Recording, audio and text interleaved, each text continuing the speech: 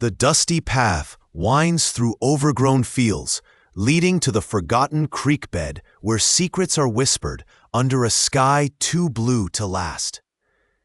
She remembers the way the sunlight felt that summer, thick and golden, clinging to everything like honey.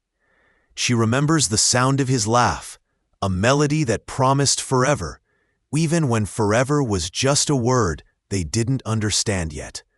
It was 2005, a year etched in memory, not just for its heat, but for the way everything changed, the way innocence shattered like glass. It started with a simple choice, a moment of misplaced trust that set a chain of events in motion they couldn't stop. A decision that would echo through their lives, long after the cicadas fell silent. If you've ever seen someone undervalued like this, hit like and let us know in the comments what you would do. The August air hangs heavy, thick with the scent of cut grass and distant rain. Sarah is perched on the sun-warmed rail of the bridge over Willow Creek, her bare feet dangling just above the slow-moving water. Ethan is skipping stones below, the rhythmic plink-plink-plink, a familiar soundtrack to their days. He's wearing that faded band t-shirt she loves, the colors bleached pale by countless washes and endless sun exposure. Dust motes dance in the thick beams of light slicing through the leaves overhead, creating a shimmering golden curtain around them. Sarah watches him, a soft smile playing on her lips. She feels an ache of contentment deep in her chest, a quiet certainty that this moment, this feeling, is unbreakable. He perfects a skip that bounces 5 times before sinking, and a triumphant grin spreads across his face as he looks up at her. "Beat that," he challenges, though they both know she's never been good at skipping stones. He scrambles up the bank, wiping his hands on his shorts, coming to sit beside her. Their shoulders touch, a comfortable, easy contact forged over a decade of shared scraped knees, whispered fears, and wildly ambitious dreams plotted under starry skies. He's talking about the future again, about leaving this small town, about cities and music and making something of himself. His eyes are bright, full of an eager energy that always makes her feel a little breathless. She listens, nodding, letting the warmth of his presence seep into her. She's thinking about her own plans, smaller, quieter dreams centered closer to home, but still interwoven with his. "We'll always have this," her heart is whispering, fiercely believing it. A dragonfly, iridescent blue, hovers momentarily near her face before darting away.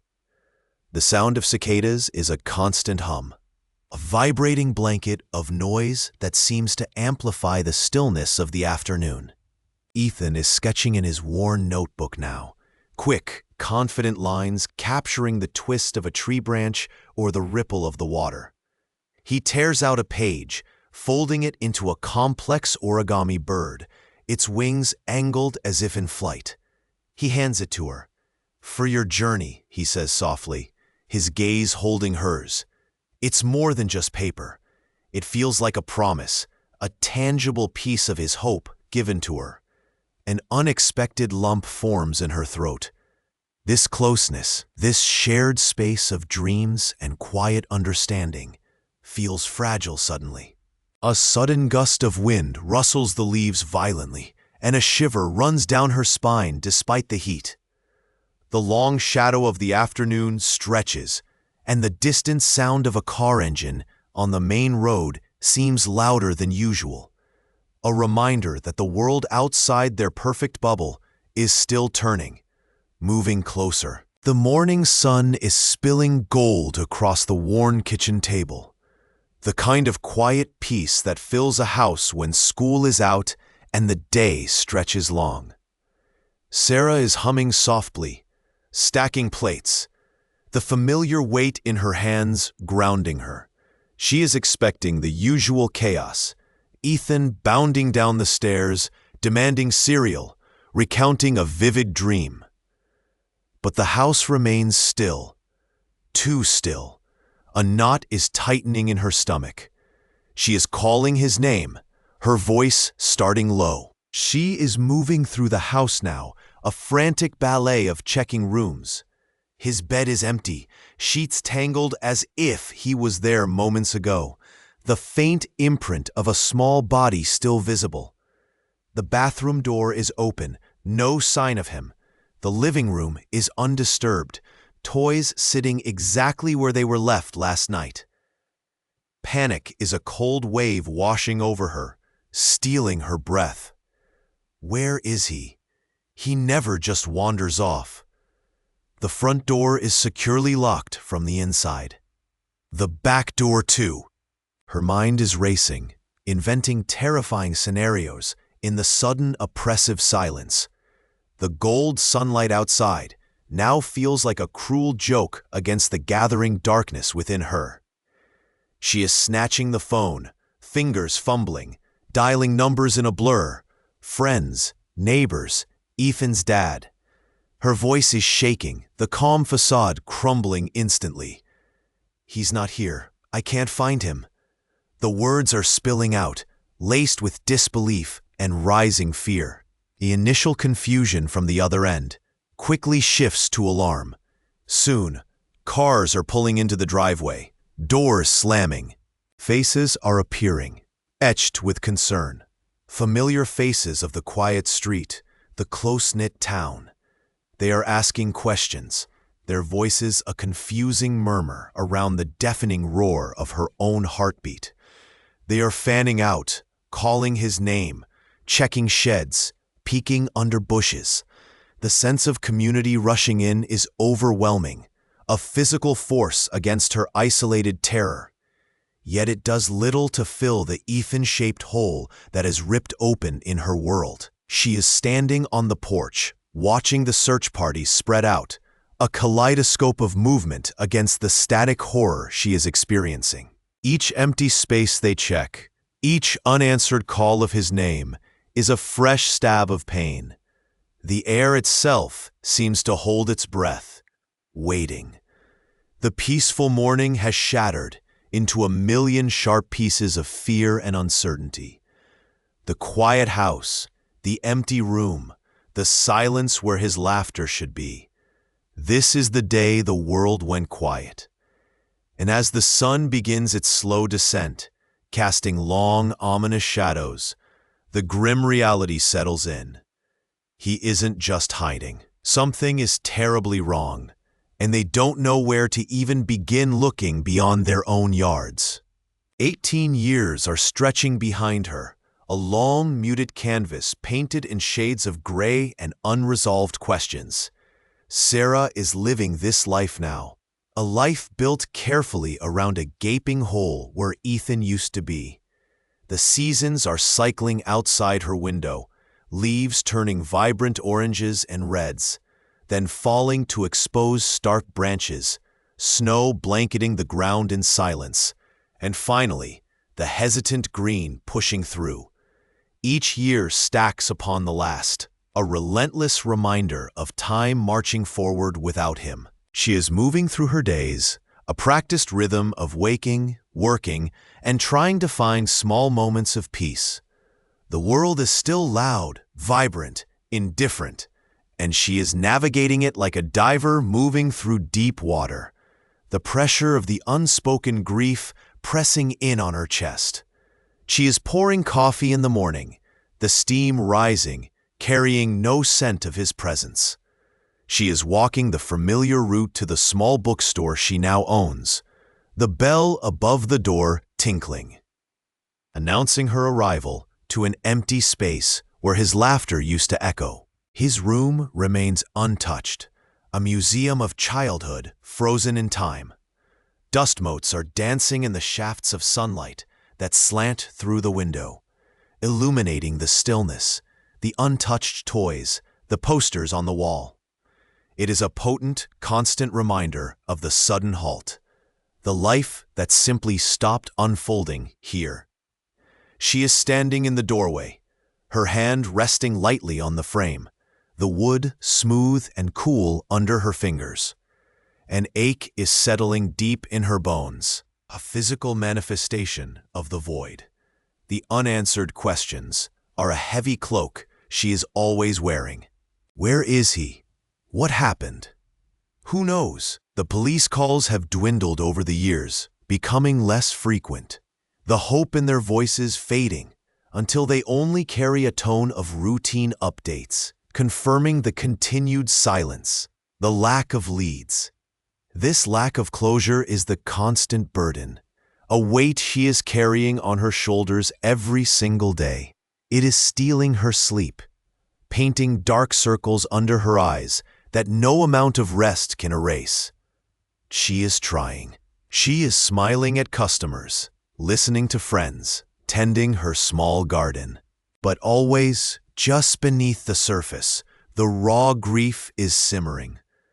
It is in the sudden catch in her breath when she sees a boy his age, a flash of a familiar haircut, a certain way of walking. It is in the silence that screams loudest in the quiet hours of the night. This feeling of incompleteness is a physical wound, a piece of her heart that is simply missing.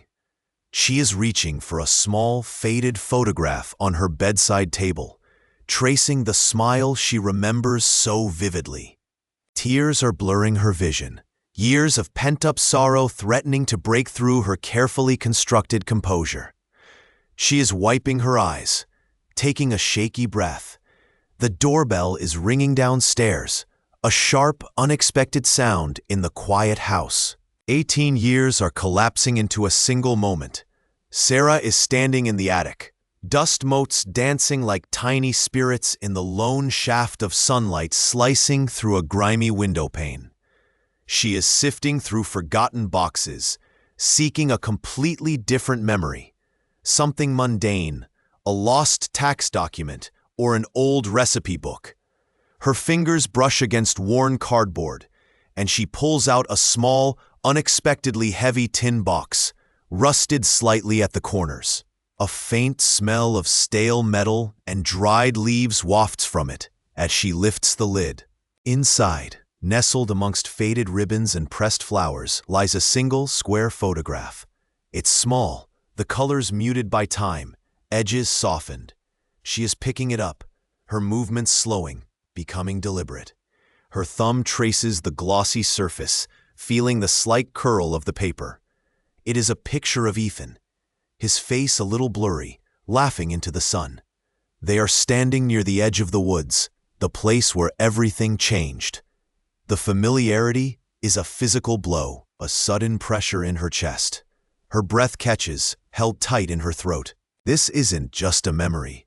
It feels like an electric shock connecting her instantly back to that agonizing void. The light in the attic seems to dim, the everyday sounds of the house below fading away. All she is hearing is the frantic pounding of her own heart, a drumbeat echoing the desperation of that summer day. She is seeing his smile so clearly now, sharper than it has been in years, overlaid with the terror she felt when he vanished. The quiet surface of her life, built carefully over 2 decades, is cracking, revealing the raw wound beneath. A tremor runs through her hand holding the photo. It's not just a wave of sadness. It's a surge of unanswered questions, a violent push of what-ifs and whys that have been dormant, never truly gone, just buried deep. Looking at this faded image, she feels a certainty, a pull she cannot explain, as if the photograph itself is vibrating with urgency, calling her back to that precise moment, that exact location.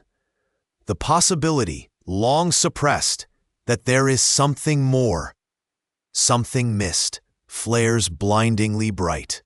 She knows, with a chilling, absolute conviction settling deep in her bones, that she has to go back. This isn't just remembering. It's being summoned. Her eyes are fixed on the blurry trees behind him in the photograph, a silent promise forming in the sudden stillness around her. Sarah is gripping the steering wheel, her knuckles white against the dark leather. The faded photograph, clutched earlier, now rests on the passenger seat, a ghostly reminder.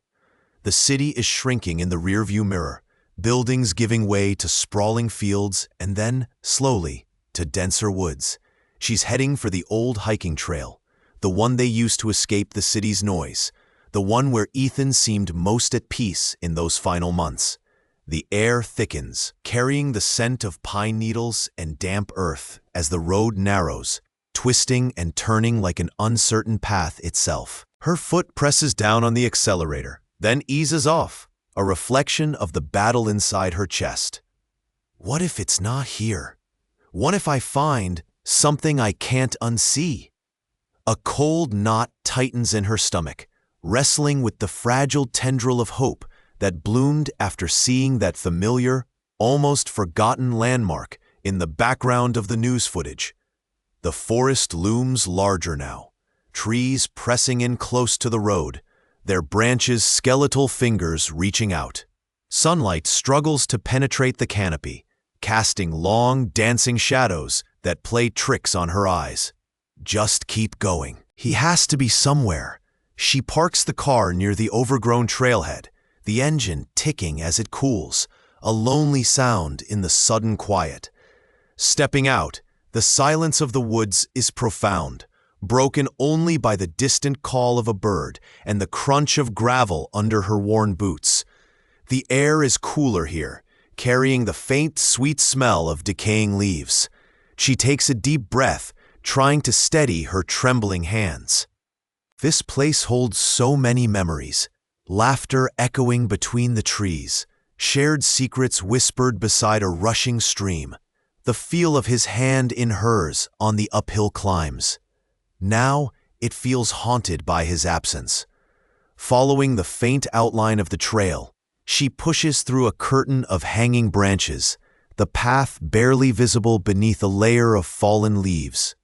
Her heart pounds a heavy, uneven rhythm against her ribs. Every snap of a twig, every rustle in the undergrowth, sends a jolt of adrenaline through her veins. She's looking for a specific spot, a small secluded clearing overlooking the valley where they often stop to rest, where he once carved their initials into a smooth rock face. Her eyes scan the familiar landmarks, the gnarled oak tree, the cluster of moss-covered boulders, the bend in the distant stream, audible now as a soft murmur. The silence is broken again, this time by a sharp, unnatural crack from deeper within the woods. Something or someone is out there. Sarah is slowing the old car to a crawl, the tires crunching on a road that barely deserves the name. It's cracked, overgrown with weeds pushing through asphalt like determined green fingers. The air is thick and still, carrying the scent of damp earth and decaying leaves. This isn't the town she knows. It's a pocket of silence, tucked away behind disused warehouses and a tangle of neglected woodland. Sunlight filters weakly through the dense canopy overhead, casting shifting, dusty beams onto the uneven ground. She's feeling a tightness in her chest, a prickle of apprehension tracing its way up her spine. This place feels forgotten, left behind by the hurried pace of life elsewhere. It's the opposite of everything she remembers about Ethan. His laughter, his boundless energy, the way he filled every room he entered with light. Her hands are gripping the steering wheel, knuckles white. She's remembering his vibrant smile, a sharp, aching contrast to the muted decay surrounding her now. How could that brightness ever be connected to this desolate quiet? A bird call echoes from the trees, sharp and sudden, making her jump. The silence here isn't peaceful, it's watchful. Every shadow seems deeper, every rustle in the undergrowth sounds louder than it should. She's scanning the area, her eyes darting from the gnarled trunks of old oaks to the overgrown fence line that stretches out of sight. There's no sign of recent activity, just the slow reclamation of nature. It feels like stepping into a photograph taken years ago and left to fade. She's pulling the car over to the side of the road, the engine idling softly, a small intrusion in the vast quiet. The ground beneath the tires is soft with accumulated leaves and pine needles. The air is cool, carrying a hint of something metallic and earthy she can't quite place. She's unbuckling her seatbelt, the click loud in the stillness. Her heart is pounding now, a heavy, insistent beat against her ribs.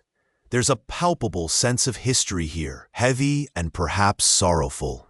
This location holds a weight, a story the silence is refusing to tell. She's pushing the car door open, the creak sounding unnervingly loud. The next step is getting out, stepping fully into this place time forgot, and the feeling of unease is solidifying into something heavier, something unavoidable. Sarah pushes past a wall of overgrown thorns, the sharp points catching at her jacket, but not deterring her. The air is thick with the scent of damp earth and decaying wood, a familiar smell of abandonment. She's following a barely there path, more of an animal trail through the tangled undergrowth, her boots crunching on broken masonry hidden beneath dead leaves. The world around her is muted in shades of gray and brown. Crumbling stone, rust-stained metal, the skeletal remains of buildings. She's moving deeper into the forgotten heart of this place, the silence pressing in, broken only by her own footsteps and the distant call of a lonely bird. Suddenly, the path opens up, not into another ruin, but into a burst of impossible color. Sarah stops short, her breath catching. She is stepping into a garden. But it isn't just a garden. It's a sanctuary thriving against all reason. Roses spill over low stone walls, their petals vibrant reds, deep purples, sunlit yellows, defying the gray landscape. Lilies stand tall, their white heads pristine, while tangled vines heavy with star-shaped blossoms climb towards the patches of sky visible through the broken rooflines. The air here is different, sweet with the perfume of countless flowers, buzzing with the low hum of bees. Everything is meticulously tended. Weeds are non-existent. Paths are edged with care, and every plant seems to glow with health.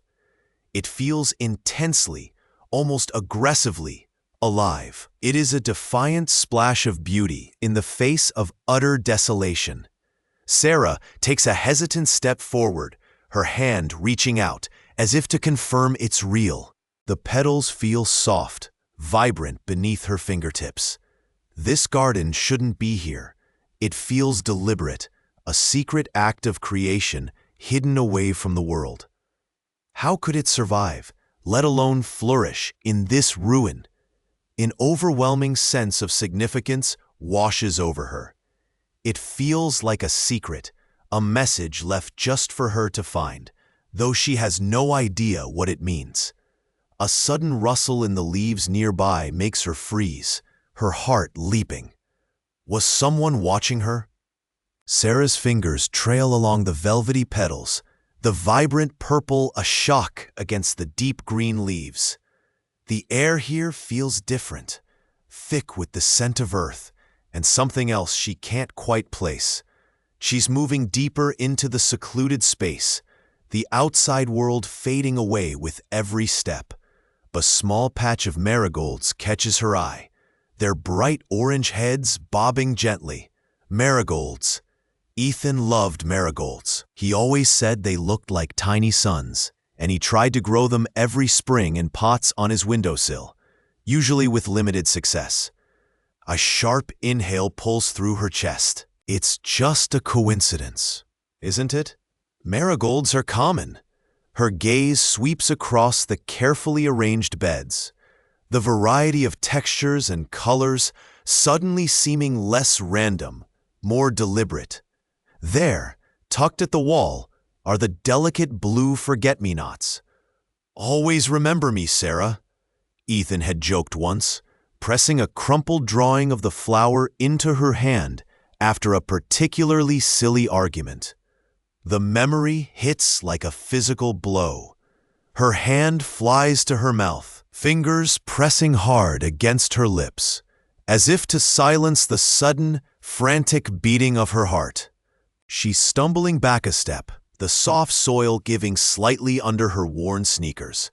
It's not just marigolds. It's the disproportionate number of plants that thrive in slightly acidic soil, the only kind Ethan's notoriously brown thumb could ever manage not to kill. It's the way the climbing roses are trained precisely the way he used to sketch them, spiraling towards a specific point. It's too much. Too many small specific echoes. Disbelief washes over her, cold and stark. This can't be real. This can't be his garden. He's gone. The world spins, the colors of the flowers blurring into a dizzying kaleidoscope of impossible hope. But then, pain lances through the fragile bubble of denial. If it's not his, then who knows these tiny, intricate details about him? Who would build a sanctuary steeped in his preferences, his private jokes, his favorite colors and scents? A painful surge of hope, sharp and unwelcome, tears through the layers of grief she has painstakingly built. Could he be? No. The finality of his absence crashes back down, heavier than before. It's not him. It's something else. Someone else. Who? Why? A fierce, burning determination ignites in her gut, chasing away the numbness. This garden is a message. A puzzle woven from petals and earth, and it's meant for her. She's looking around now, scanning the perimeter, searching for a sign, a clue, anything that points towards the person who understands Ethan well enough to create this breathtaking, heart-wrenching tribute. Her eyes narrow, focusing on a small, almost hidden path, leading further into the overgrown wilderness beyond the manicured beds. The garden is beautiful, but the truth, she feels instinctively, lies just beyond its borders. Sarah moves slowly along the perimeter fence bordering the vibrant, unsettling garden. The air here feels different, thicker, carrying the scent of overly rich soil and something else she can't quite place. Perhaps decay, or just the heavy perfume of too many flowers. She's looking for signs of life beyond the garden itself, hoping to find a house, a person, someone who might know who tends this strange place.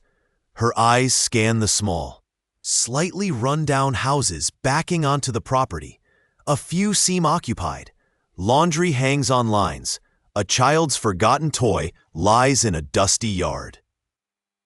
This is where she must start.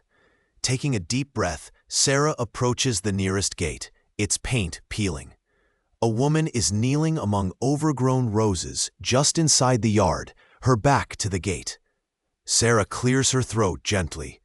The woman whips her head around, eyes wide, startling. Her face, initially open to the sun, instantly becomes a mask of caution. "Excuse me," Sarah begins, keeping her voice soft and non-threatening.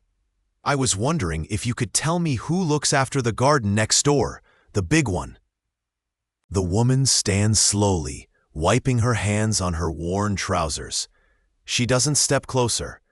Her gaze flickers towards the garden, then back to Sarah, suspicion clouding her features. "The garden?" she repeats, her voice flat, devoid of warmth. She shifts her weight, arms crossing defensively over her chest. Sarah feels a prickle of unease. It's just a question about a garden. Why the immediate defensiveness? Another resident, an older man watering sad-looking petunias 2 houses down, stops his task, his watering can hovering in midair, watching them intently. His face holds a different kind of expression, not outright hostility, but a sharp, calculating curiosity that feels equally invasive. "Yes," Sarah continues, trying to sound casual despite the growing tension. "It's just so unusual, and I was hoping to speak to the owner, or whoever tends it. She offers a small, hopeful smile, but it doesn't seem to penetrate the woman's reserve. "Nobody really talks about that place," the woman finally says, her voice low, almost a whisper, as if afraid of being overheard. She glances over her shoulder towards the garden again, a shiver seeming to pass through her despite the warm afternoon sun. It tends itself, mostly. People just leave it be. She turns away dismissively, resuming her rose pruning with abrupt, final movements, clearly signaling the end of the conversation.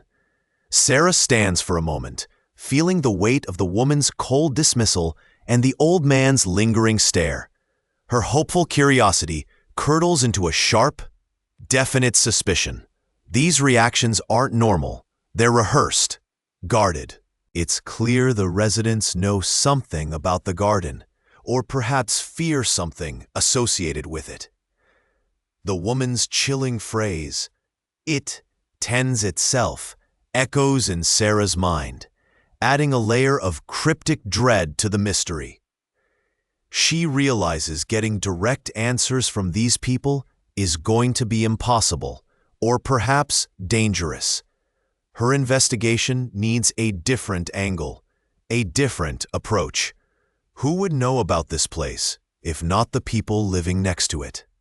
There must be records, titles, something less human, less susceptible to fear. Sarah is pushing the records room door open, the stale air thick with the smell of aging paper and dust. She's looking for the old cultivation logs, specifically from the decade the incident occurred. Her fingers are tracing the spines of ancient binders on the shelf, the rough cardboard catching on her skin.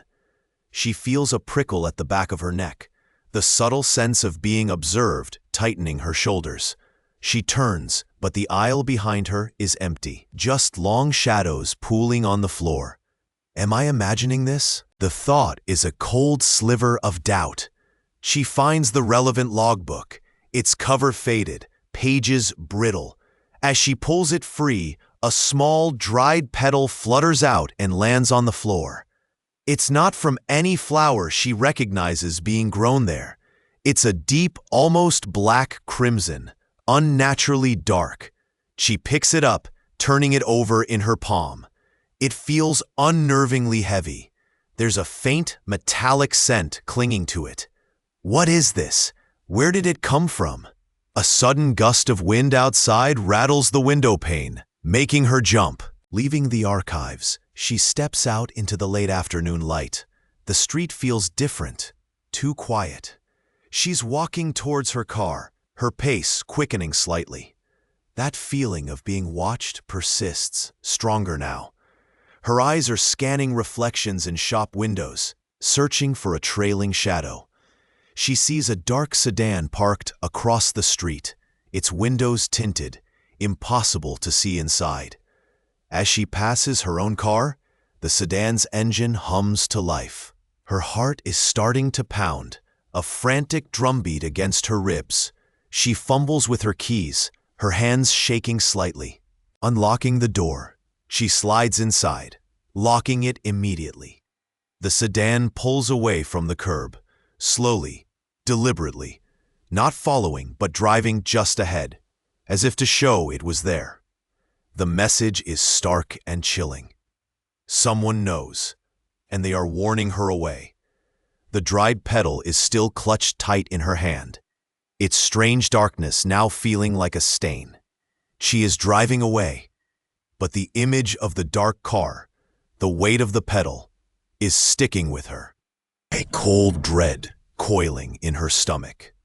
Her investigation is stirring something dangerous. This isn't just about uncovering the past anymore. It feels like a fight for her own safety. Sarah's fingers trace the rough bark of the old oak guarding the garden's edge, a familiar anchor point in this unsettling space. The air hangs heavy and still around her, carrying the faint, cloying scent of decay beneath the vibrant blossoms.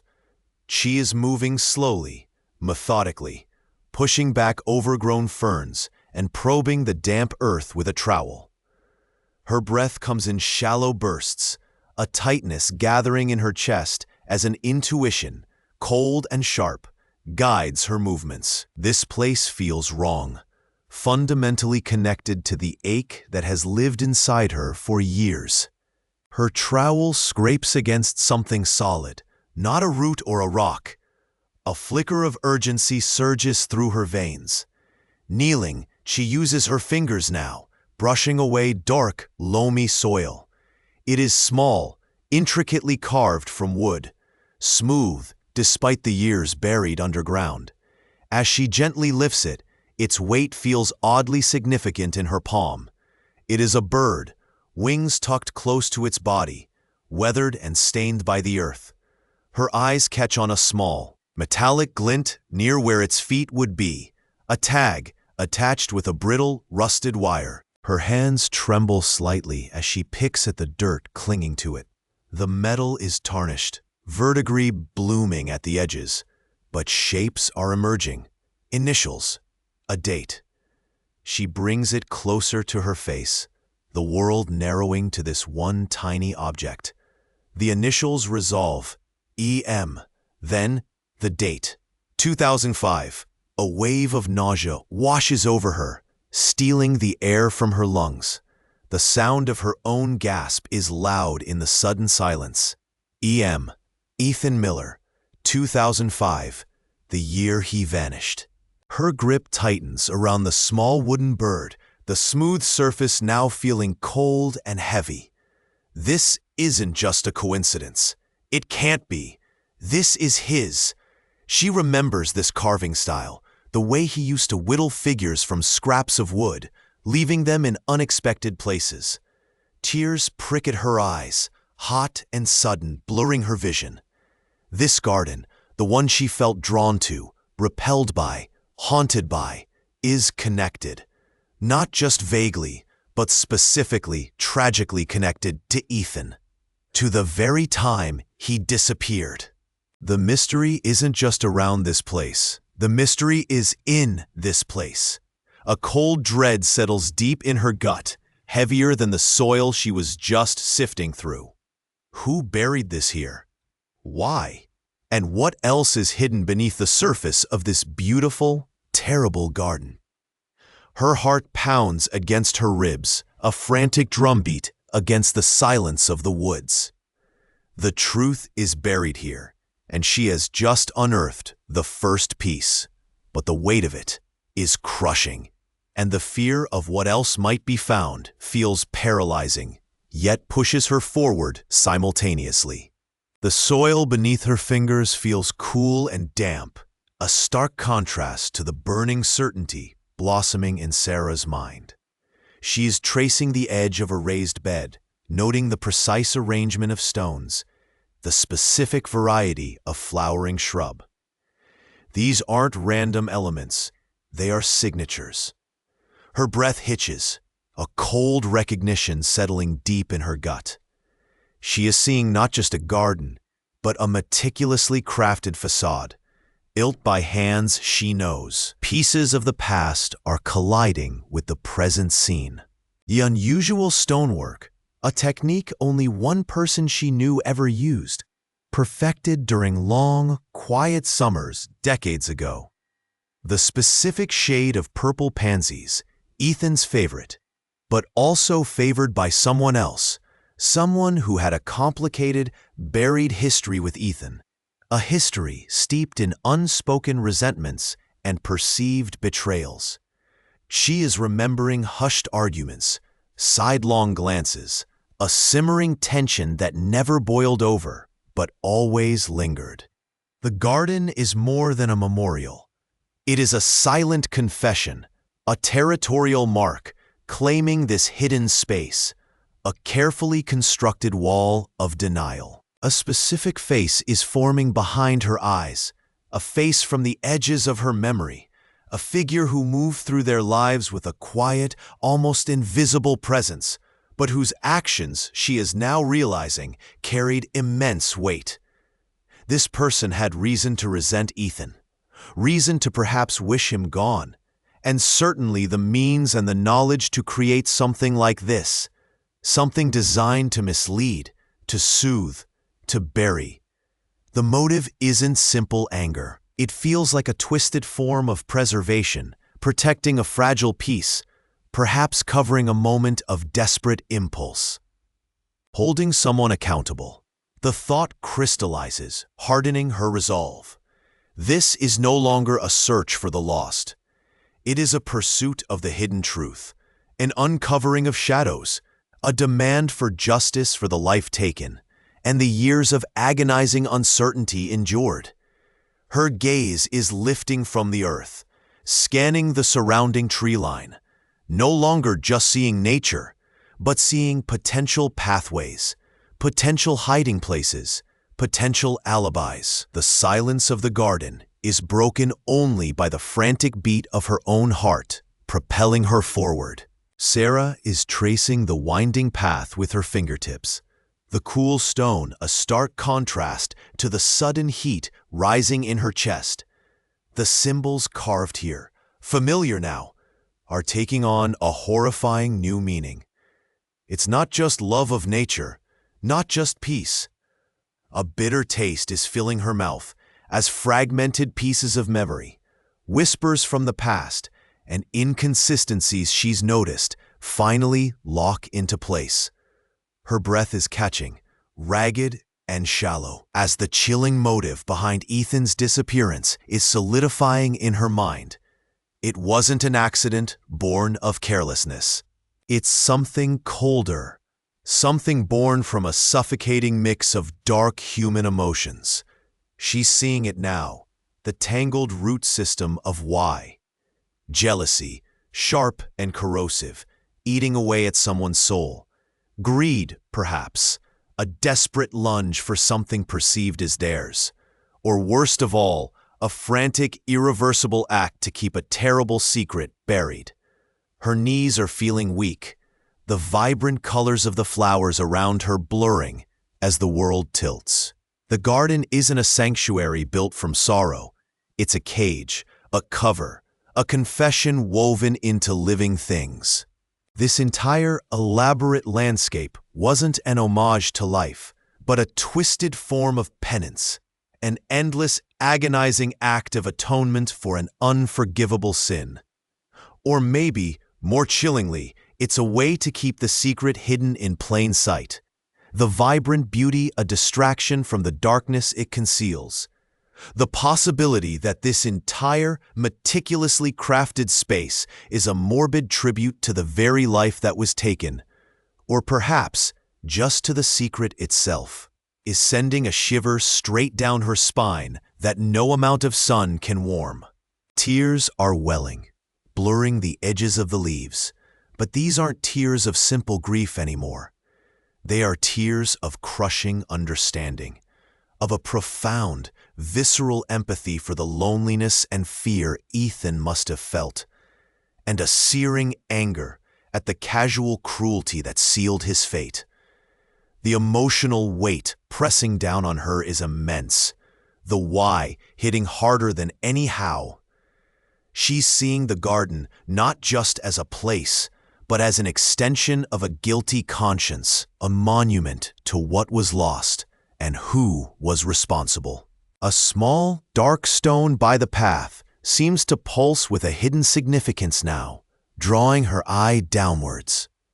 The old desk lamp casts a stark pool of yellow light across the scattered papers, each document a shard of the past 18 years. Sarah's fingers trace the edge of a faded photograph, the image of a younger self laughing carefree, a ghost from a life shattered.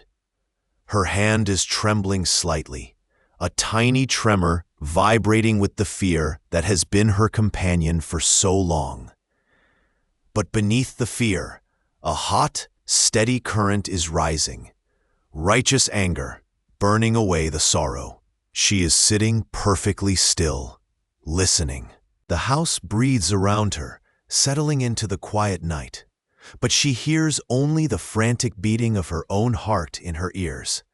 Each beat pounds out the years, 18 long ones, leading inevitably to this single point in time. On the laptop screen before her, a progress bar creeps agonizingly forward, downloading the last crucial file. This is it. The final lock clicking into place, making the truth undeniable. A knot is tightening in her stomach, a cold, heavy weight. This is happening. The anticipation in the air is thick enough to taste, metallic and sharp. She breathes in slowly, trying to steady herself, smelling the dust rising from the disturbed files, feeling the worn texture of the wood beneath her fingertips. Her gaze flicks to the window. The night outside is inky black, reflecting her own tense image. The file finishes downloading. A small icon appears on the screen.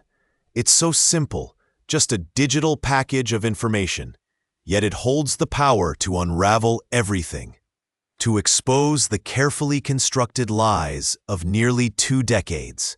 She feels a surge of nausea, the sheer magnitude of the moment crashing over her. This isn't just information. It's ammunition. It's the key unlocking the cage she's been trapped in. Clenching her jaw, she pushes the fear back, letting the anger fuel her resolve. The sorrow for the lost years, the lost self, tightens her chest, but it doesn't paralyze her. It propels her forward. This isn't just for her. It's for the justice denied, the truth suppressed. The cursor hovers over the icon, a single click separating her from a future she can finally begin to claim. The path forward is terrifying, but she is already taking the first irreversible step. The damp soil clings to her knees as Sarah is weeding near the central oak, the heartwood dark and heavy against the pale sky. A shadow falls over her work. Mr. Davies stands there, his face etched with a tension she hadn't noticed before. Not truly. The air feels thick, humid, even though no rain is falling. She looks up, brushing dirt from her hands, and sees his eyes darting around the garden, avoiding her gaze, landing everywhere, but on the vibrant blooms thriving in this spot she chose with her gut, her sorrow, her desperate hope. A strange, metallic scent hangs faintly in the air, maybe from the tools, but it feels wrong here, alien to the earthy fragrance of growing things. "Mr. Davies," she says, her voice quiet, a question hanging unspoken. He shifts his weight, his hands clenching and unclenching at his sides. He's breathing heavily, small, sharp intakes of air. Sarah feels a prickle of unease crawl up her spine. This isn't just a neighborly chat about the petunias. He takes a step closer, his foot disturbing a cluster of forget-me-nots.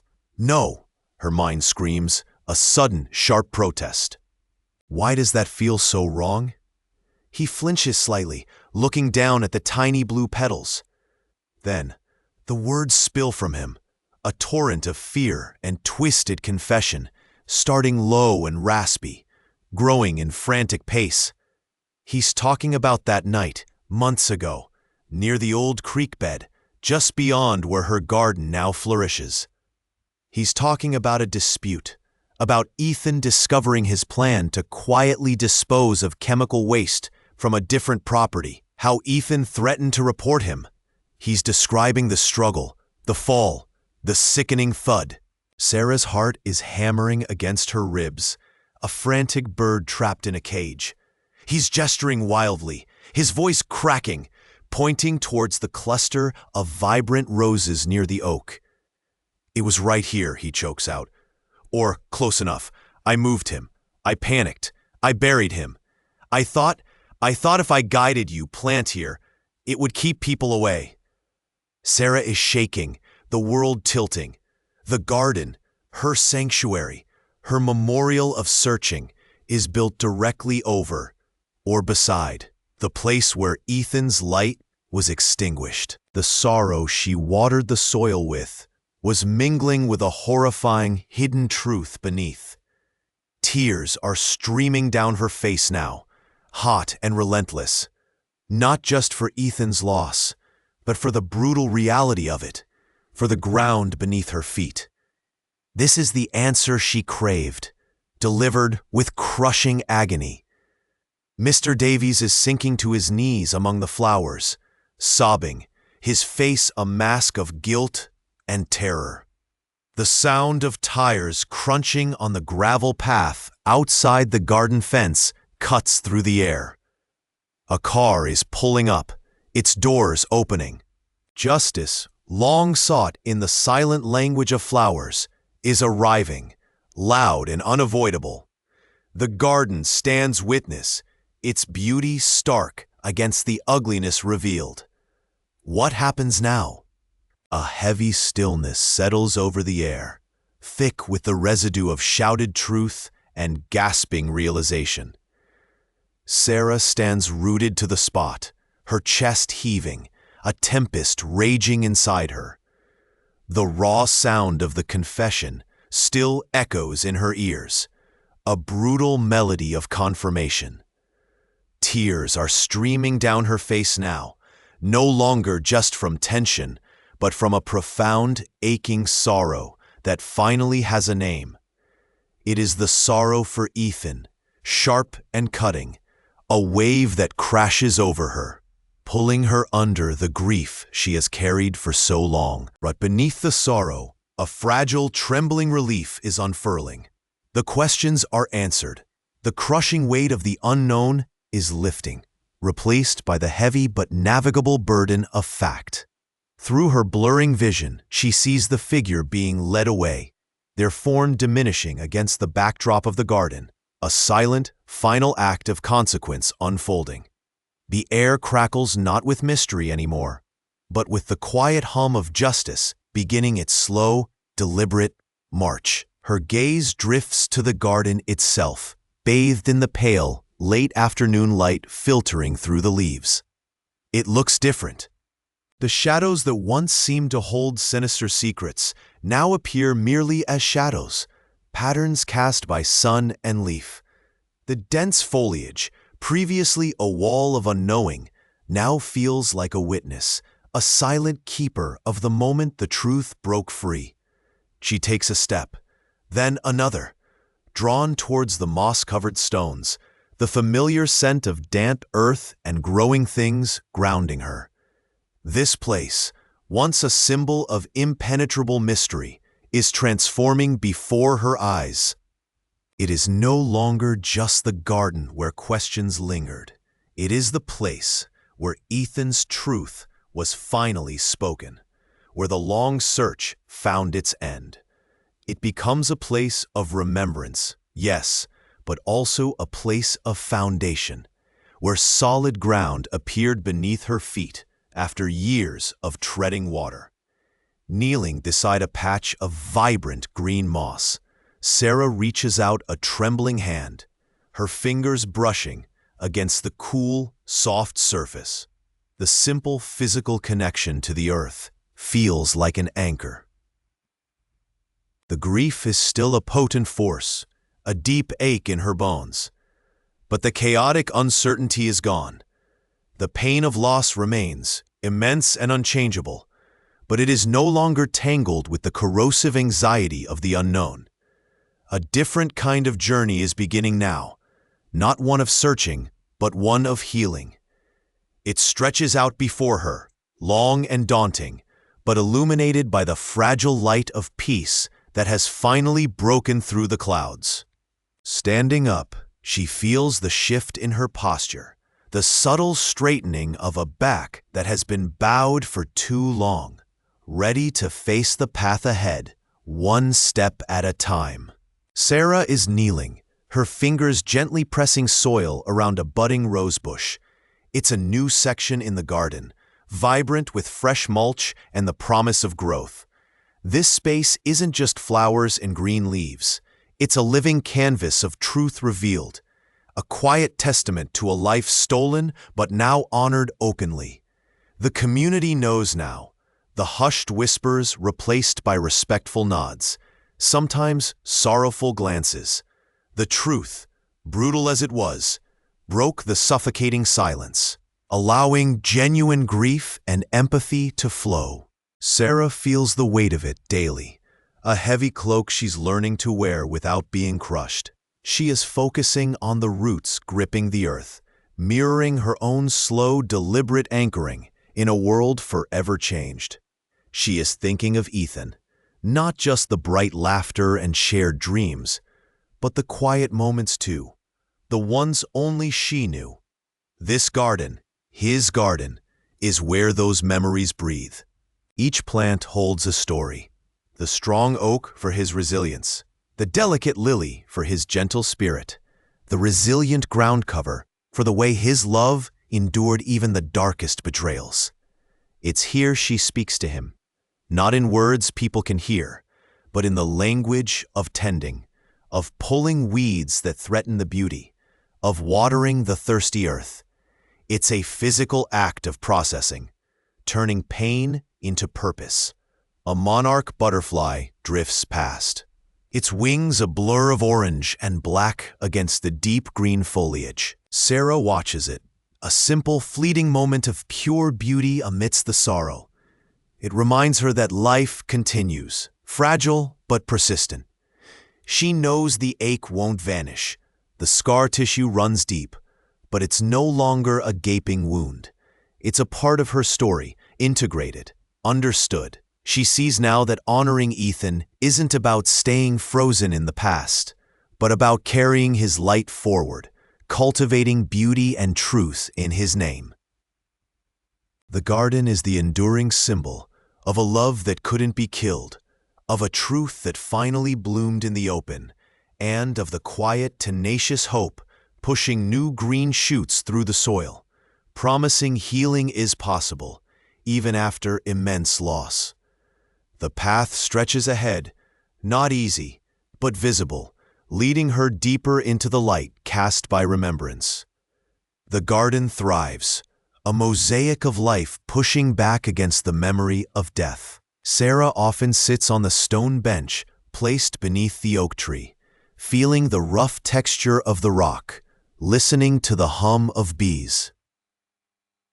Time hasn't erased the sharp edges of grief, but it has softened them, rounding them into a dull ache that resides beneath the surface of her days. She finds herself tracing the lines on a weathered leaf, noticing the intricate patterns of veins, just as she traces the complex, painful patterns of what happened. She's learning to live with the shadows, acknowledging them without letting them consume the sunlight. There is a quiet strength blooming within her, cultivated in this very soil. This garden is more than a memorial. It is the physical manifestation of her journey from devastation to a fragile, resilient hope. It is the enduring legacy of a love that transcends loss, finding its voice in the vibrant colors and steady growth surrounding her. The sun is beginning its slow descent, casting long shadows across the lawn. Sarah feels the familiar weight settle in her chest, a quiet, persistent sorrow that doesn't leave. It's not the sharp, stabbing pain it once was, but a dull, continuous ache, a constant reminder of absence. She notices the way the cool air is beginning to bite, a physical sensation mirroring the chill that still touches her heart sometimes.